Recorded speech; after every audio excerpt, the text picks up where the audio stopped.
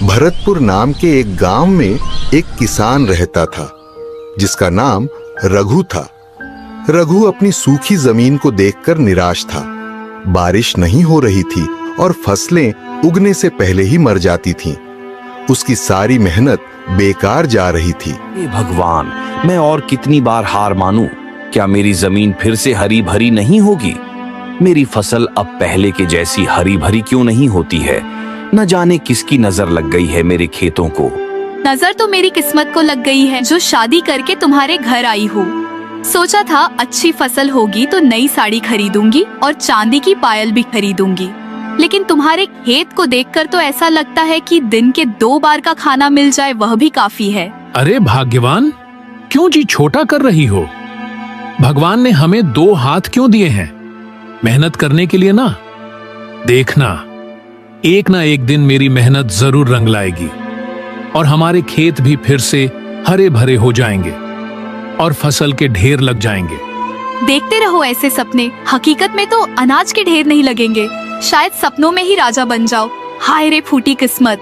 रात का समय हो गया था और रघु खेत में उदास होकर बैठा था। तभी एक बूढ़ा साधु उसके पास आता है। साधु को प्यास लगी होती है। वह रघु के पास आता है और पीने के लिए पानी मांगता है। बेटे, क्या पीने के लिए थोड़ा पानी मिल सकता है? बड़ी प्यास लगी है। आइए महाराज, कुएं में पानी तो बहुत है, लेकिन शायद अनाज मिल भी पाएगा या नहीं। लीजिए, पानी पीजिए। बहुत ज्यादा प्यास लगने की वजह से साधु पानी पी लेते हैं। थोड़ी देर बाद साधु रघु से पूछते हैं, बेटा, क्यों इतनी उदासी? क्या तुम अपनी जमीन को सोने जैसा फलता फूलता देखना चाहते हो? तो लो ये नक्शा। रघु के मन में डर और उत्सुकता का मिश्रण था, लेकिन उसने फैसला किया कि वह इस चुनौती को स्वीकार करेगा। रघु ने अपनी यात्रा शुरू की। जंगल में खतरों का सामना करते हुए उसकी हिम्मत बार बार टूटने को हुई, लेकिन वह हर मुश्किल से लड़ा। रघु एक नदी पार करने की कोशिश करता है। तभी एक भालू उसके सामने आ जाता है। तुम कौन हो और यहाँ क्यों आए हो? मैं अपनी जमीन को बचाने के लिए स्वर्ण बीज की खोज में हूँ। मुझे रोकना मत।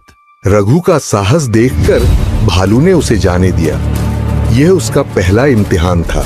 रघु एक चमकती हुई गुफा में प्रवेश करता है। वहां एक सुनहरा पेड़ होता है जिसके नीचे एक छोटा सा बीज रखा होता है। कई दिनों की कठिनाई के बाद रघु ने स्वर्ण बीज पा लिया, लेकिन तभी गुफा के अंदर एक गहरी आवाज गूंजती है। अगर यह बीज चाहिए तो वादा करो कि इसे केवल अपनी मेहनत और दूसरों की भलाई के लिए इस्तेमाल करोगे। मैं वादा करता हूँ कि यह बीज मेरे खेत और मेरे गांव को खुशहाल बनाने के लिए होगा। थोड़ी देर बाद आवाज गायब हो जाती है। रघु बीज लेकर घर लौट आता है। रघु अपने खेत में बीज लगाता है और उसकी देखभाल करता है। बारिश होती है और खेत फिर से हरे भरे हो जाते हैं। रघु, देखो, हमारी जमीन फिर से जिंदा हो गई है। ये तो किसी चमत्कार से कम नहीं। गौरी, यह मेहनत और विश्वास का फल है। रघु की मेहनत और साहस ने उसका जीवन बदल दिया। उसने न केवल अपने खेत को हरा भरा किया, बल्कि पूरे गांव को बीज देकर सभी को खुशहाल बनाया।